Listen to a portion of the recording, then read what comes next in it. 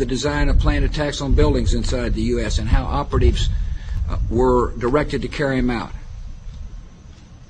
That is valuable information for those of us who have the responsibility to protect the American people. He told us the operatives had been instructed to ensure that the explosives went off at a point that was high enough to prevent people trapped above from escaping. He gave us information that helped uncover Al-Qaeda cells' efforts to obtain biological weapons. This is Building 7, a 47-story skyscraper that fell on the afternoon of September 11th. The government says that fire brought it down. However, 1,500 architects and engineers concluded it was a controlled demolition. Over 6,000 of my fellow service members have given their lives. And thousands of my fellow first responders are dying. I'm not a conspiracy theorist. I'm a structural engineer. I'm a New York City correction officer. I'm an Air Force pilot. I'm a father who lost his son. We're Americans, and we deserve... I lost my husband. My son. My uncle. My nephew. September 11th, 2001. Most people don't know a third tower fell that day. The government says fire brought it down. The collapse of World Trade Center 7 was primarily due to fires. I, along with 1,400 other architects and engineers, have found the government's conclusion to be physically impossible. Impossible. We need the truth about what happened that day. Go to rememberbuilding7.org. Why it fell, why it matters, and what you can do. Is another statue donated by the French Grand Orient Temple Masons to the Masons of America, celebrating the first Masonic republic called the United States of America. 14 U.S. presidents, including George Washington, are known to be 33rd degree Masons.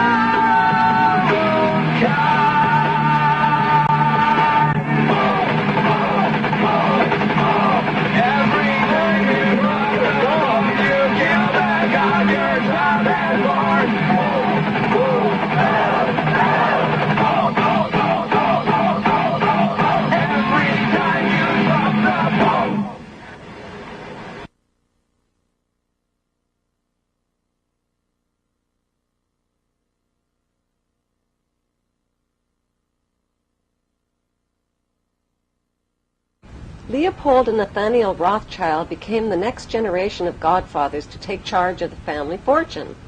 They were like the Parker brothers of Monopoly, and they played the game like they invented it. The brothers were the world champions, and that's because they knew the secret to winning. The secret to winning was to cheat, and the best way to cheat was to become the banker and rewrite the rules. So that's exactly what they did. Since the U.S. Congress was already in charge of the rules in the Federal Reserve Bank, winning the U.S. version of Monopoly meant they would have to outsmart Congress. So they sent Jacob Schiff, their trusted lifelong friend and neighbor from Frankfurt, Germany, to New York City, and they put him in charge of their friend company called Kuhn and Loeb.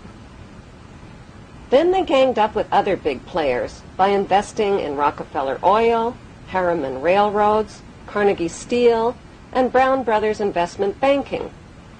By 1901, the Rothschilds had amassed $22.2 billion in U.S. assets.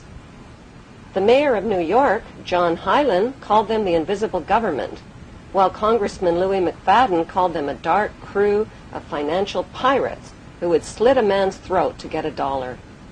When Woodrow Wilson became President of the United States in 1912, he sold out America. Wilson was backed by Jacob Schiff and Paul Warburg, who worked in the United States as German immigrant agents for the Rothschilds. In 1913, Paul Warburg rewrote the U.S. monopoly rules with the help of Senator Nelson Aldrich.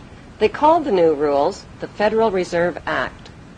With President Woodrow Wilson's blessing, the U.S. Federal Reserve Bank became a privately owned central bank, free of government control. The pirates divvied up the private stock in America's money supply and made Rothschild agent Paul Warburg head of the U.S. Federal Reserve. To collect their bounty, they also created the Income Tax Act and the hated IRS. With the stroke of President Wilson's treasonous pen, the banker gangsters became the Fed in 1913 and have owned a virtual monopoly over the U.S. economy and the taxpayers' money ever since. They can print money out of thin air, control treasury loans, and profit from interest rates. Since their biggest windfalls come from loan profits and weapons sales, wars and death are not only profitable, they're desirable and necessary. Today, American citizens owe these merchants of death approximately $70,000 per citizen.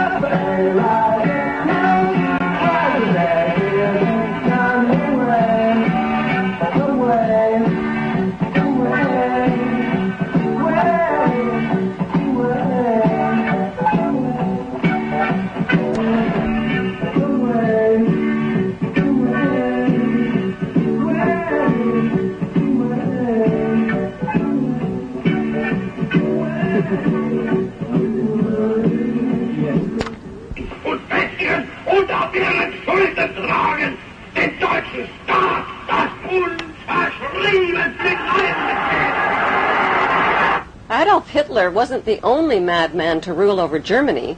Kaiser Wilhelm II led Germany to its destruction in World War I.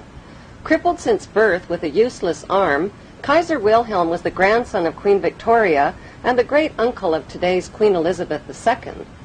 It was no accident that Kaiser Wilhelm chose Max Warburg as head of Germany's Secret Service. The Warburgs and the Rothschilds controlled Germany's central bank called the Reichsbank, which was founded by Mayer Rothschild. While Max and Felix Warburg helped finance Germany in World War I, their brother Paul Warburg of Kuhn and Loeb helped finance the American side by selling war bonds through the U.S. Federal Reserve Bank. The Rothschild and Warburg printing presses worked tirelessly on both sides of the Atlantic, rolling out debt money.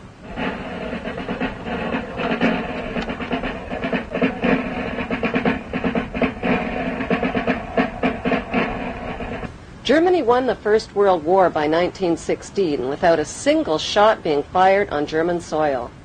British convoys were blown out of the Atlantic by German subs, the French army mutinied, and the Russian army was defecting. With British Prime Minister Lloyd George up against a wall, Lionel Rothschild and the Jewish Zionists offered the British a deal they couldn't refuse. "We'll bring the United States into the war as your ally and win the war for you," they said, "if you'll promise us Palestine." In April of 1917, President Wilson got the green light and declared war on Germany. Because of overwhelming opposition to the war, Wilson invoked the draft and passed the Espionage Act, forcing Americans to fight or be thrown in jail. Billions of U.S. taxpayers' money was delivered to the British war machine, money that was never repaid. In return, the British government wrote the famous Balfour Declaration and addressed it to none other than Lord Lionel Rothschild. The declaration promised Palestine and Israel to the Rothschild Zionists.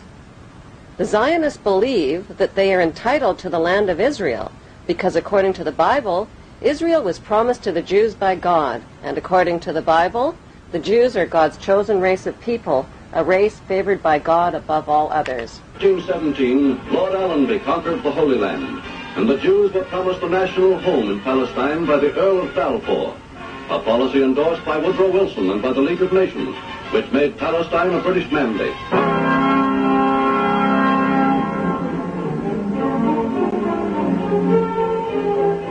The Versailles Treaty negotiations after World War I were held behind closed doors at the luxurious private mansion of yet another Rothschild family member named Edmund Rothschild.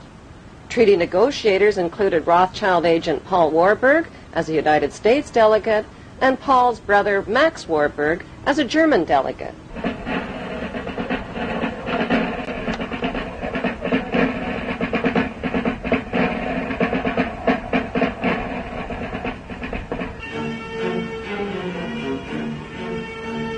Clemenceau, Lord George, and President Wilson have pulled up armchairs and crouched low over the map.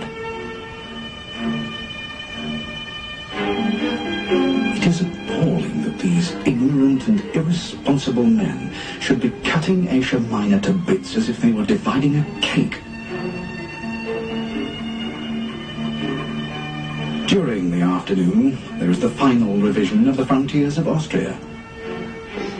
Hungary is partitioned, indolently, irresponsibly partitioned. Then the Yugoslav frontier.